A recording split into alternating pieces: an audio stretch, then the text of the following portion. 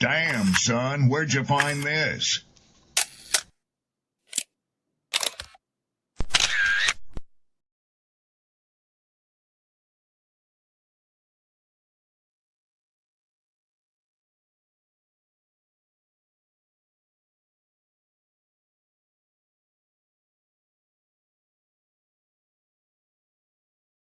People don't be offended by the truth. They be offended because you called out the truth. Simple as that. They don't want to hear any other narrative that makes them look bad. One thing I can't stand at this big grown age is somebody who act like cause and effect does not exist. Like, yes, your actions caused this outcome. Yes, what you did lit the match. Like, why are you surprised and playing victim? Guys, Chico, they never lied. That's how you know somebody doesn't respect you. They listen to reply, not to be understood. They cut you off. They minimize what actually matters to you. They laugh at your boundaries, and then they call you sensitive when you try to hold the line. They show up late. They cancel last minute, forget the things you've told them, because in their world, your time, your energy, even your voice aren't a priority. They're just an option. You see, there are two kinds of people. Those who adjust when they realize they've actually hurt you, and those who expect you to adjust so they don't have to change. You don't need to be disrespected loudly to be disrespected deeply. Sometimes you'll see it. It's just in their tone, in their patterns, in the silence after you're known. Respect isn't what they say when they're watching. It's how they act when they think you'll tolerate it. Mantra, slave songs, slave ship, rip skin, made me rip bones. But no matter how close I hide, my ancestors speak. They tell me the tide isn't front on us like we're weak. I haven't been getting sleep. Longing to sing until I surpass peak. Until they think we are equal, please. All I want is peace. My ancestors beat drums until their bones would bleed. Begging the generations remember our story. Yo. Good morning. Peace, blessings, glory, praise, and honor to the Most High. Good to be here with the good people. I hope you staying warm. I hope the roads cleared up for you. I don't know what your conditions look like out there. We're doing all right over here. It's not as bad as I thought it was going to be. Actually didn't anticipate it on being extremely terrible. But we are here. You see the title. Shout outs to my poets, writers, content creators. I give my flowers where flowers are due. This is a foreign one, but it's not that foreign to me, man. I just thought it would be something interesting to bring up. I got Sydney and I got Coach in the building. I got a clip. And we're going to chalk it up. Do me a solid. Let the people know that we are on. And let's get to it. Let's see where we at. Yo. All right, there we go. What up? How's everybody feeling? What's the vibe? What's the energy this morning?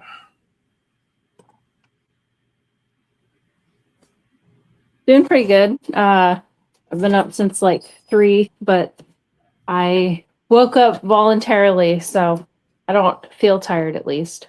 But I got a lot done this morning, and it's nice and sunny, so luckily I'm not having to deal with all the snow that everyone on the East Coast and Midwest are getting, so I'm grateful for that.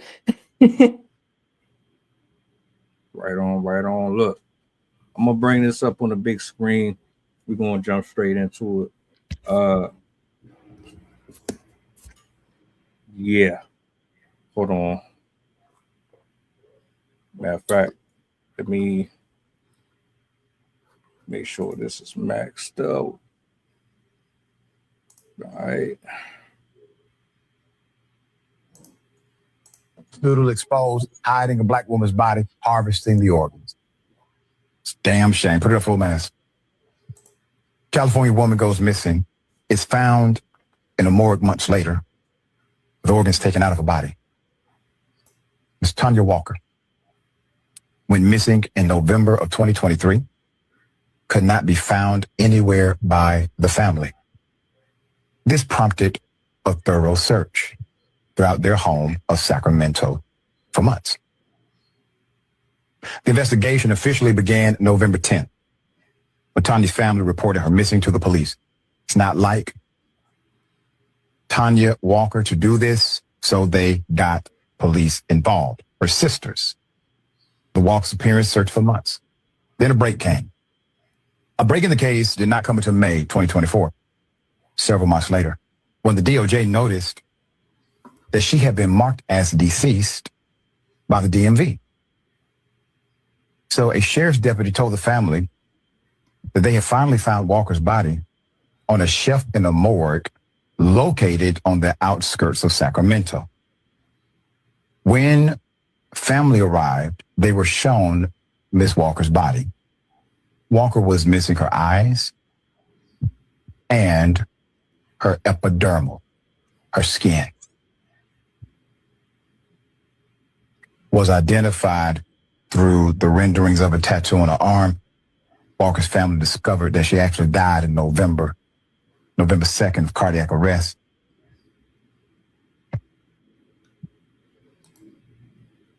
California-based medical organizations, a nonprofit, is now facing a civil lawsuit filed by Walker's family. Hospital exposed, hiding a black woman's body, harvest. Yo.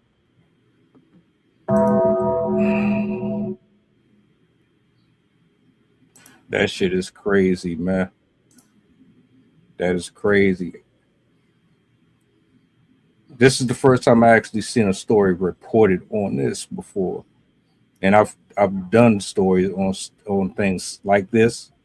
Recently, it was a guy who was going through grave sites, and he was, matter of fact, let me go ahead and put that out here too. Disclaimer: if you have a loved one that you haven't visited in a long time, you probably might want to check on them, check to see if the maintenance has been kept up on their plots and all that stuff, because there's people out here that they raid the cemeteries, they raid the plots, they repurpose the caskets and resell them. They take jewelry, they take body parts, they take skulls, they take pieces of them, and they sell them on the market. And if you think I'm lying, I got you. I got some information for you to check out, which brings me back to this one right here. This woman goes missing. Nobody hears from her. When they finally get back any type of news, they find out not only has she been gone for some time, but she has organs missing.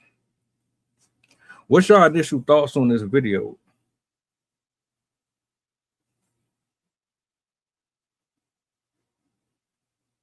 I think at the very, very least, this is just an example of extremely poor, like, clerical management of some sort, where stuff like, I mean, I don't know exactly how hospitals work, but I do know that when somebody shows up in the hospital, they're required to notify a next of kin, an emergency contact of some sort. There's the potential that maybe she wasn't registered at that hospital and didn't have ID on her, but in that case, they still have to involve the police to properly figure out anyone who knows her, next of kin who's related. And so they either did not do their due diligence, cannot talk this morning, and did not go through the proper methods to adequately find anyone related to her, figure out her identity. But the fact that the DMV was notified lets me know that they were at least able to identify who this woman was. So something along the lines got missed, where they neglected to inform the family that she had been found, that she had passed away. And there's a possibility she could have been listed as an organ donor. I forgot exactly what the means are, but I do know that you can do this through the DMV. When you apply for your driver's license, there is actually, or at least in California, there is a question that notates whether or not you'd like to be an organ donor in case you get in a car accident and pass away. So she could have had that pre-established, which is why they donated those organs. Because I do know with organ donation, they have to do so quickly because the organs to be used in a living human need to be taken right away, or they will not be viable. Because especially soft tissues like the eyes, the skin, that falls apart fairly quickly after death because of its moisture content. And it's possible like her other organs maybe weren't viable. However, they still were highly negligent in the fact that they did not contact her family either before her death or after, or even like with the police investigation, they didn't come forward until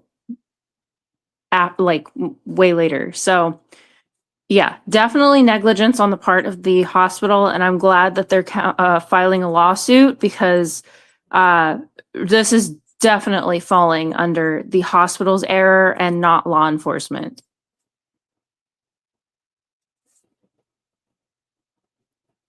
Coach, what's your take? I mean, it's been going on. Something real prevalent in Europe. It gets more coverage over there versus here in America. But yeah, it's unfortunate, man. And like Sid said, as far as for, that's why a lot of people tell you don't put that kind of stuff on your driver's license. It makes you easily identifiable, especially if you go and get into an accident or in the hospital or whatever the case may be. But definitely unfortunate. It's something that needs more coverage. Something that I pulled up that I wanted to read. Organ harvesting controversies in the United States. Recent investigations, including the 2025 Health and Human Services report, have raised concerns about the speed and greed of organ procurement in the U.S., particularly regarding the pressure to increase donor numbers. Reports indicate instances where organ procurement organizations pressured hospital staff to initiate the removal of organs while patients still exhibited signs of life or had not been properly declared deceased. A 2025 investigation revealed a 2021 incident where a Kentucky patient with a drug overdose showed signs of waking up, moving, moaning while being transported for organ retrieval. And another case where a patient survived after a doctor refused to proceed.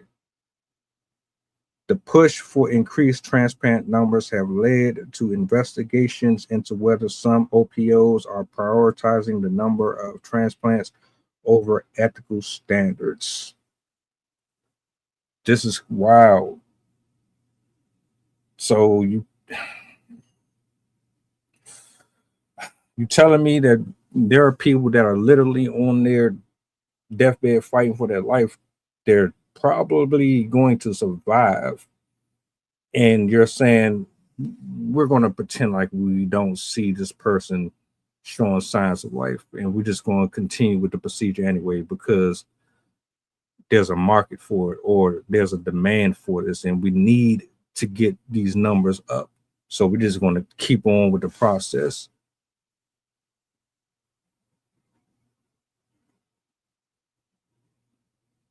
That's scary. And you said this been going on in Europe for a while too. See, I didn't know how long this was a thing. I'm just now really getting hip to it. I mean, all of it. It's a worldwide problem, frankly. Like this exists in a lot of countries. It's just in westernized countries, we have a little bit more pushback because we're a bit more modernized and medically, at least. Yeah, and the other thing too is it's been talked about. Just it's not something that people tend to care about unless somebody that they know is affected by it. Just like everything else that goes on. But yeah, I mean, that's why I think in the late '90s, early 2000s, the date rape drugs were becoming prominent to talk about. Excuse me, roofies or whatever the case may be. You go to a nightclub and you hear about people being drugged and waking up in a tub full of ice, especially over in Europe. And then we used to hear about that a lot, traveling a lot overseas. And those are other issues and reasons why you would check in the embassies and, consulates just to let them know that you're in those countries. And then you get a safety briefing as far as what's going on in those countries. So again, it just comes with being responsible when traveling and doing your due diligence.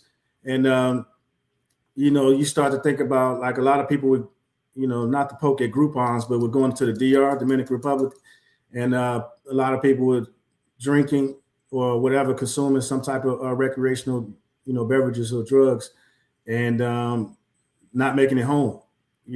Safe haven for those places. A lot of times, you look at the places people go travel to resorts, and they tell you, not to go outside of certain areas because you're not necessarily sure with the crime and all those things that happens in those areas. And it happens a lot. And then what you don't get is it becomes bad for marketing, bad for publicity, promotion wise. So you won't hear about it because you have to think about, the impact it has to the businesses, just like case in point, an example, not the same thing, but it's an example. If you look at the Cassie and Diddy situation, in a hotel, and the video and that stuff was easily be covered up.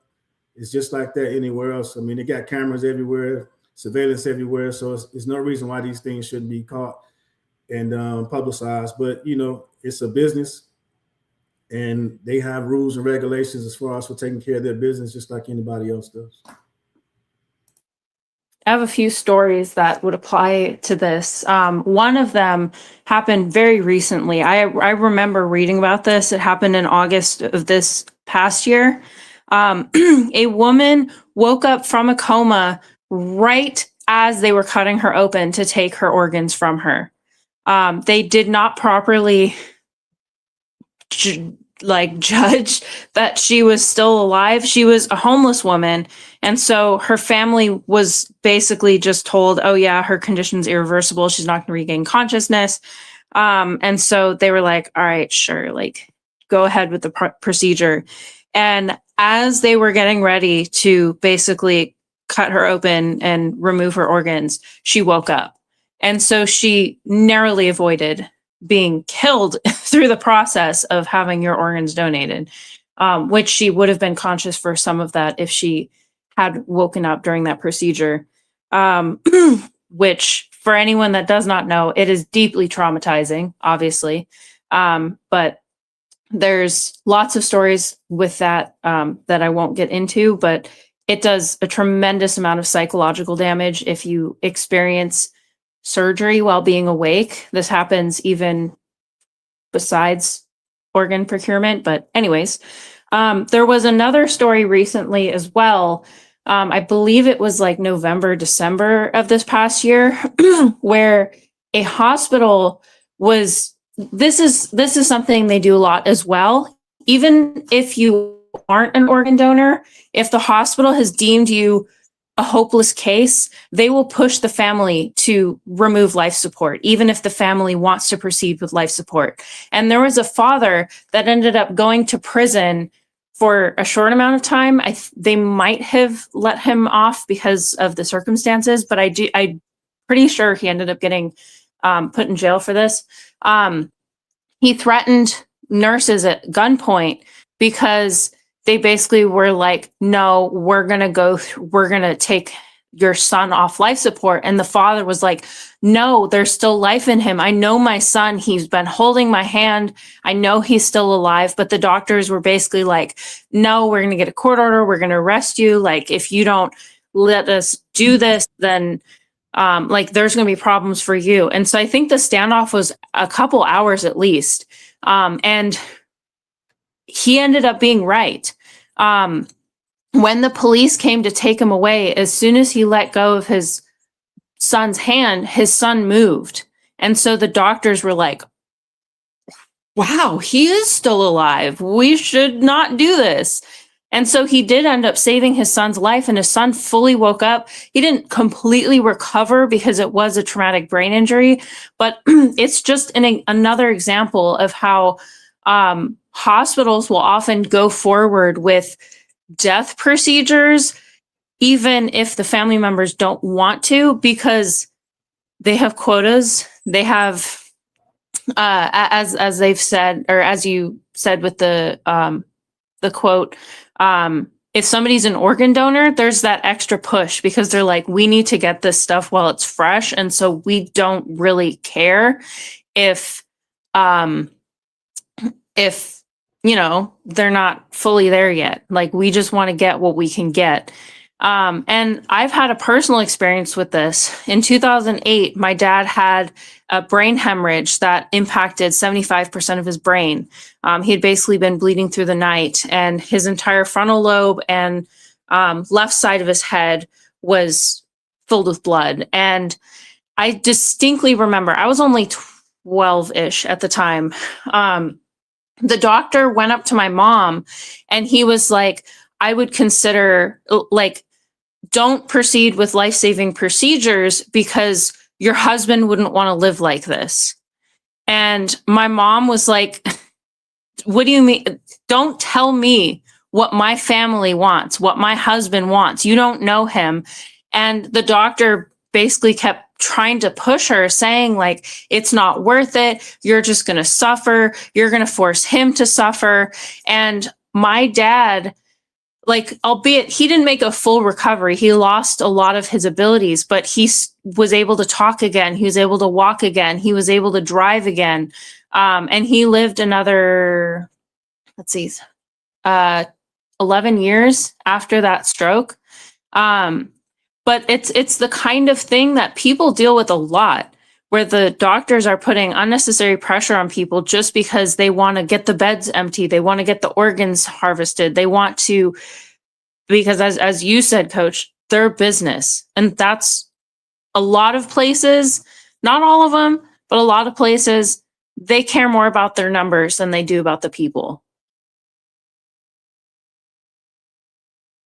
Around 600,000 people go missing in the U.S. annually, but the most cases resolve quickly, though thousands remain open, while globally millions vanish each year due to various reasons like running away, abduction, or getting lost. I wanted to read that piece because of the piece that was left in the comments about the backpackers hiking and all that. For my own clarification, because I watched the movie, but I don't know if it's the same thing. What's a hostel? What's a hostel, bro? Is it like a hotel, motel? Is it like? Let me. All right. So, imagine open bay. Whether you're thinking, I was gonna say boot camp, but or prison, because it's an open bay area, right? Some of them, not all of them are the same. Some of them are different. So what they have is they have slots, or like a shelter. Think of a shelter. You go stay in one of those. You pay like $10 or €5, or depending on what country you're in, yen, yang, whatever. And then it's an open bay restroom, toilette, and basically you pay for just a spot to sleep in, and it's completely dark because obviously you're sleeping in it. It's only for it's not for like partying or anything. Just strictly you need a bed to sleep in, and you don't know who's in there.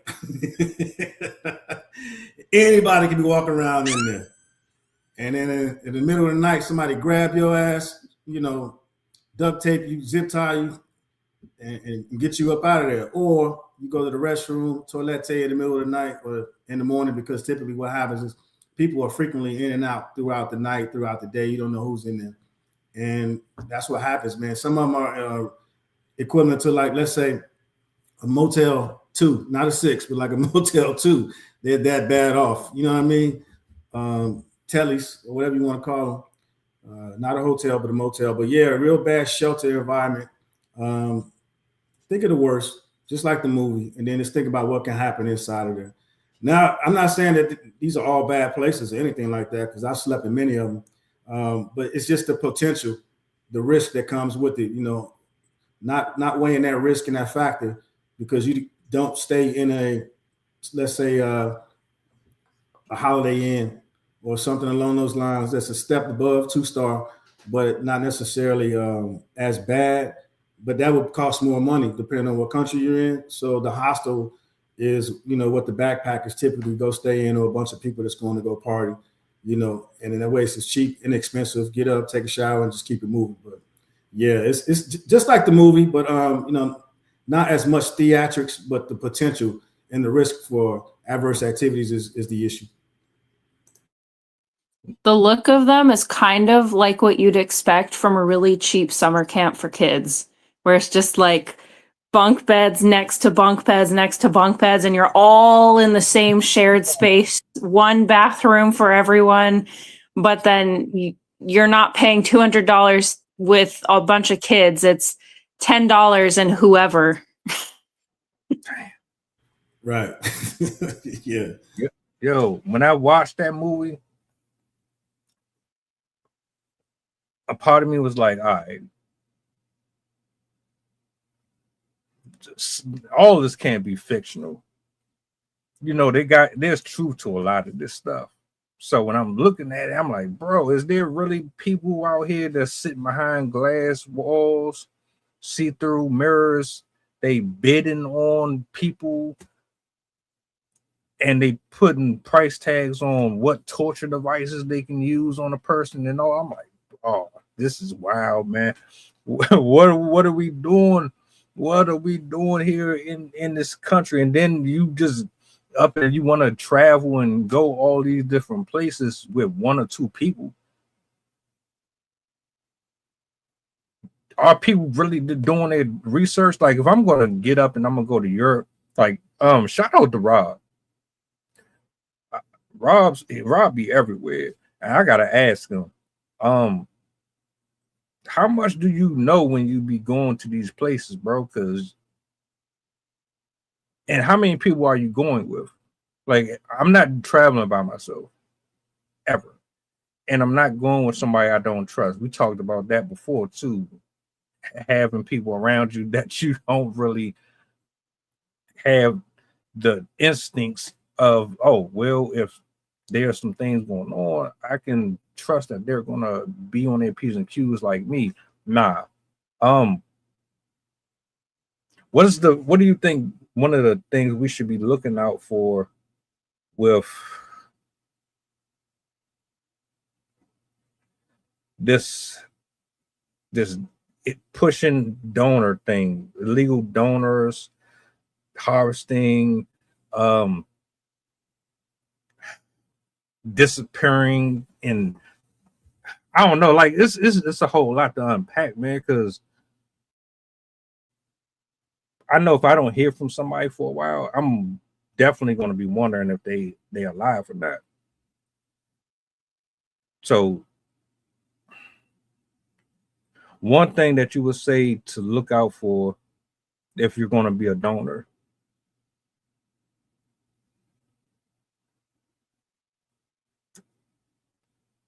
Mind you, I did volunteer. I changed it though when I updated my driver's license though. I don't want nothing to do with it. But I did volunteer the first time. But yeah, because I don't know. What made you course correct? What made you change? The movies. The movies. Which movie, man? It was actually Hostel. Oh, okay. That was the one that did it for me. Yeah, I mean, you know, To each his own, man. I couldn't give anybody any advice on that because people do it for different reasons. Some people feel like it's a good thing to do, a moral thing to do. Some people feel like it makes them a good humanitarian. Some people feel like it's a way to pay it forward. That's completely up to you. I don't have any advice on that whatsoever. You know, just make sure you do your research. That's all I'll say. And then, like everything else, is you can do as much research as you want, and that doesn't mean it's going to actually pan out the way you want it to. So some people don't do it because they feel like if somebody in their family, or if they have kids or a spouse or significant other, that, you know, those will be the people that they wanted to donate something to, if the option was available or if it came up. So I know a lot of people don't do it because of that. And then, you know, like you guys said, is they say nobody knows how accurate it is, but if you get into an accident, they may lean a little bit to not necessarily saving you or resuscitating you to, and just specifically having that list of people who may need one of those organs. So just do your due diligence, do your research, especially where you live, because everybody, that's different as well. If you're in a small town, you're in a big town, big city, you know, places, a lot of accidents, you know, things of that nature that happen. So you have to do your due diligence and just realize, like I know somebody, they were talking about somebody was waiting on a heart for about 1.5 years. And a week before Christmas, they actually got notified that they had one. So again, it just depends, because you could be that person whose loved one is waiting on an organ. So then now somebody will say, hey, well, isn't that hypocritical? You didn't want to donate anything, and then now you need somebody that needs one. You know, you're O positive, O negative, and the blood types don't match. So it's just the different things you have to take in consideration. You know what I mean? Or you should. You don't have to do anything, but to help you come out with a better informed decision, you know, you should probably take in those, do a list of pros and cons, and then, you know, make that conscious decision. I think it also matters too how you want your body to be processed after you pass, because I think people who are getting buried are probably less likely to want to donate their organs, or maybe they're okay with organs, but they wouldn't want like their external organs to be harvested, because if you're trying to do an open casket, that's going to be pretty chilling for somebody to have to look at. Whereas, for example, I have myself listed because I like the idea of continuing to help people after my death, because like after I die, I mean, it's organic matter. It's going to go back to the environment, and I want myself to be cremated because one, I don't need a whole frivolous funeral and stuff like that. And I also don't like the idea of being buried in a box in the ground. Anyway, if I'm going to be cremated, like, yeah, use what you can. If there's a purpose and it can help somebody else, then sure, I'm not going to need it anymore. But I know, like, for religious reasons, for personal reasons, some people just are not comfortable with that. They're like, oh, that's creepy, that's weird, that's whatever. Maybe if you're watching horror movies, you might also be afraid of the whole idea of it. But I think the only thing, obviously, like, sadly, illegal harvesting would be a greater risk than the hospital just ignoring procedures and whatever. And I mean, truthfully, the risk isn't all that high when you compare it to other forms of risk out there. So it's definitely not something I would say people should be afraid of. But in the hospital sense, I think one of the best things you can do for you is get yourself a reliable person to be your next of kin to contact. Because I think sometimes if it takes a long time to get in contact with somebody who is able to make those end of life decisions for you, it could potentially lead to them making the decision for you, just because of the time limits to organ harvesting. So try and find somebody that, one, knows your plan, knows what you want, will vouch for you, and is going to be a reliable person to call. So don't put somebody that you know travels all the time and could be out of the country, or it can't even travel because they have a medical condition or whatnot. Try to set yourself up with a reliable next of kin who would be able to make those decisions adequately for you and would be able to fight for you if you were in the condition where you potentially could be saved. But beyond that, I don't know if there's really much you can do, because sadly, a lot of the people that are doing illegal harvesting or harvesting in unethical ways are third party. They're not hospitals. Like, while they might be putting added pressure because of stakeholders, the people that are truly doing the, like, I'm going to kidnap you from a hotel and put you in a bathtub of ice, like, those people are either individuals or a organizational type group that is doing this for profit, specifically for that purpose. So besides keeping your wits about you and making sure you're aware of the places that you're going to, there's not a ton that you can do to prevent that type of stuff from happening. But yeah, in the hospital sense, just have a reliable next of kin. My condolences to the family. You know, that's terrible. That'd be really, really messed up to get some news like that. You know what I'm saying? It's unfortunate that it's a thing that happens way more often than even I thought, but I guess that's one of the main reasons why I wanted to talk about that in the first place, because there's so much going on in the world. You know, it's not just about what Cardi B is doing, you know. We gotta be safe. I know we want to live and we want to be comfortable and we want to explore, and nobody should have to just like spend their life looking over their shoulders, but you still have to be conscious of your surroundings too. And that educational piece. Yeah, definitely, man. You definitely got to be aware of your surroundings. And that's one of the things people aren't necessarily doing. I mean, it's something as simple as when you're walking out of a place and not looking at your phone, you know, kind of just walk directly to your car, get in, get out, do what you got to do. When you're walking into a building, you know, be aware of your surroundings. Situational awareness is very important. Operational security is very important. Risk management is very important. And I think it's something that we do every day. We just don't practice it within our own lives. We do it at work, at school, you know, where it's required, working around heavy machinery, different things like that. But, you know, not when we're driving, when you should be, not when you're walking, when you should be, not when you're trying to get to your destination.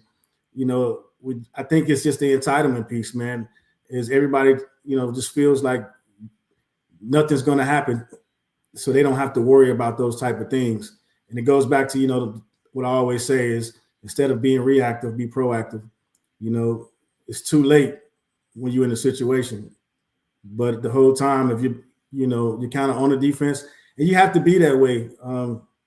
The whole world has been that way since 9/11. You know, everybody has been judging people, judging situations, you know, whether it's out loud or in their minds. And so that's just something else that you have to be cognizant of, is judging your environment and your surroundings. You know, you look at people that go to these hookah lounges, everybody's smoking after each other, don't know who they're with, you know what I mean, don't know what they're smoking. You go to the bar, you go buy a bunch of rounds, or somebody buys you a round and you don't know who they are, and you're taking a round of drinks. You know, they could have good intentions or not. And then just that easy, you can become a victim of something. So, or you leave your drink on the table and go to the bathroom and then keep drinking it. Absolutely. You know, put a napkin on it and think that's cool. And they just slide the napkin over, drop something you drink, and it dissolves without anybody noticing. So just simple things that you do in your everyday life and the activities that you tend to take for comfort. Even the gym, and I hate to leave the gym out, because I think that's an important place, especially when most of the people in there are probably halfway clothed, and they look like they're in good health, in good shape, and could have some good organs. You laugh, but you know what I'm saying? Things like that happen. They found that young man folded in the wrestling mat, a few years back. You know what I mean? And when they unraveled the mat, he was missing some body parts. So, simple things like that we may laugh and joke about, but somebody may be looking at you like, damn, you look like he got some good lungs. You know what I mean? So just keeping that type of stuff in consideration. And it's unfortunate that you have to think like that. But, just like being a driver, you want to be a good offensive driver and a defensive driver as well. So just keeping those things in duality. Yeah. I was also laughing earlier because that trip that we were talking about earlier, when you have to be aware and be careful about who you're traveling with, that friend that she wanted me to go to Greece with her. She'd never been to Greece before. I have never been out of the country except to go to Canada and a boat trip in Mexico, but that was through like a camp. She wanted us to stay in a hostel. I asked her, I was like, well, where would we be staying? Keep in mind, I was in my early 20s and she was only 18 or 19. And when I say she's very naive, she's very and overly trusting of people to a fault. And she was like, yeah, we'll go to these locations. We'll stay in a hostel. And as soon as she said that, I was like, yeah, no, good. I am definitely not interested in going. Thank you for the invite, though, because, yeah, you really want to be with people that have the same level of situational awareness as you. Like, people who underestimate the power of observation has never jammed their toe against the wall. That is the most minor consequence of no situational awareness, and how easy it is for you to hurt yourself just by not paying attention. And there are way worse things that can happen by lack of situational awareness. I cannot tell you how many people have walked off cliffs because they're on their phones. Yosemite recently, I think it was either 2020 or 2023, somewhere around there, they put out a PSA because enough people had been wearing those AI goggle things that they were literally like walking off waterfalls, walking off the cliffs, walking over the edges of mountains because they're watching the thing on their face and not paying attention to where they're going. And it's sadly, with phones, it's become very, very common for people to put themselves into harm just because they're not paying attention. Walk into traffic, as I said, walk off a cliff, walk into the water. Like, there's crazy things that people will do just because they're not looking. And yes, right. Yeah, that has also happened. It's crazy to me that people can exhibit that much disregard for the situations that they're in. But I can also see how easy it is to let your guard down in places that you would assume to be safe. Just like you said, in clubs, in restaurants, in bars and gyms, it can be easy to feel familiar with that location, so you feel safe. But that doesn't mean you're safe, because criminals will patrol areas and look at patterns that people are exhibiting. And if you regularly are not paying attention and showing that you're not being alert with your surroundings, those are the types of people that get targeted. So you have to keep your wits about you no matter where you are, whether it's a dangerous place or a comfortable place, because you never know. And sadly, a lot of the violent crimes are done by people that we know. And so that's something you have to keep into consideration, is even if you think you know the person, trust the person, you still have to like listen to your intuition, pay attention to your surroundings, pay attention to their behavior. And it's sad because we theoretically in a modern society hope to live in a world where we can just be safe just by existing, but we don't. And it literally could be anybody. So you have to protect yourself by paying attention for yourself, because nobody, unless you're a child and you like nobody's going to be looking out for you. And I mean, some children aren't even that lucky.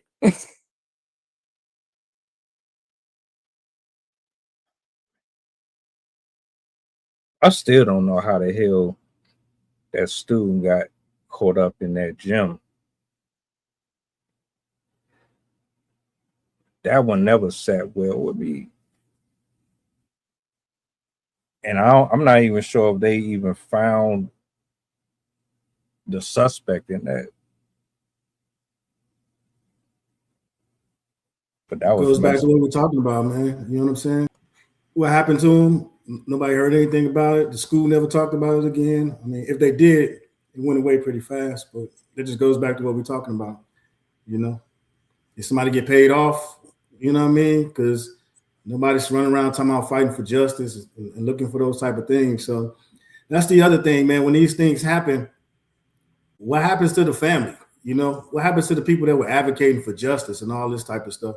If it's such a crime and the things are so bad, how does it die out? How does it become a fad or a phase that you talk about? Just how does it come and go so quickly? Just like social media topics, celebrity gossip. Because right now, everybody talking about that Corey Holcomb stuff. But give it another week or two. Which one? The one with him and old boy? Yeah. Oh, okay. Yeah. Him, Anton, him mushing that female comedian. Yeah, that's for like the last 2 weeks or so. People, that's all people been talking about. But eventually they're gonna move on to something else. And that's the sad part about this right here. Like the stuff with Anton and them, I don't care if you move on past that, but cases like this, that shouldn't be forgotten about. And it's that aftermath. It's the lives that are affected. Then what does life look like for these people afterwards? What the community just look like afterwards? It's like that small town secret that everybody knows about, except for the person who's traveling from out of Kansas going into wherever, and they speak the fourth wall, and everybody's like, "Shh, we don't talk about that here," you know. But any last thoughts before we close out?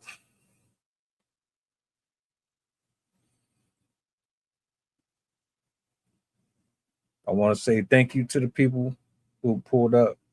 Like really, honestly, like I said at the beginning of the stream, check on your loved ones. You know, dead or alive, because the type of men and women that are out here, and it's not all of us, but there's a group and there's a small little tribe of folks out here, man, that they run in these markets on the dark web and everywhere. And this is their lifestyle. This is how they make a living. You know what I'm saying? And you might not think it's gonna be your day, but it very well could be. The guy that I just did a reaction to, he collected over 100 skeletal remains. Some of them still had tissue to their torsos that hadn't even decomposed all the way yet. Like, that shit is crazy, man. You don't think this stuff real until you see it, and it's like, all right, let me wake up a little bit. Anyway, man, we about to get up out of here. Be back later on tonight You guys stay warm. Drive safe if you gotta be on the road. And do me a solid before you go, if you don't mind. What's the goddamn button? Peace. Mantra, slave songs, slave ship, rip skin, made me rip bones. But no matter how close I hide, my ancestors speak. They tell me the tide isn't front on us like we're weak. I haven't been getting sleep. Longing to sing until I surpass peak. Until they think we are equal, please. All I want is peace. My ancestors beat drums